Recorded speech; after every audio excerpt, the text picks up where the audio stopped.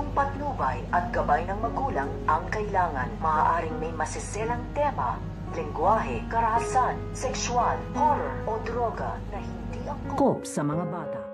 So ito nga si Senyora Bettina ay magtutungo na nga ito dito nga sa Quiapo at wala nga siyang kamalay-malay na mapapahamak nga dito ang kanyang buhay. Dahil sa pagpunta nga nito nga ni Senyora Bettina dito nga sa Quiapo ay dito na nga sa tutukutan ng mga lalaking armado. At dahil ayaw nga niya ibigay dito ito nga ang kanyang bag ay dito na nga masusugatan ito nga si Senyora Bettina sa kanyang mga braso. At buti na nga lang dumating na nga dito ito nga si Lola Tanding at ito nga si Noy at ipagtatanggol nga nito nga ni Lola Tanding ito nga si Senyora Bettina dito nga sa mga lalaking armado. Kaya nga ito nga si Senyora Bettina ay nagpapasalamat nga ito dito nga kay Lola Tanding dahil kung hindi nga daw sila dumating ay baka kung ano na nga daw ang nangyari dito nga daw sa kanya. At dahil nag-aapura nga dito ito nga si Senyora Bettina ay mag-iiwan na nga lang ito ng kanyang calling card dito nga kay Lola Tanding upang tawagan na nga lang daw siya kung sakaling makailangan nga din daw sila ng tulong.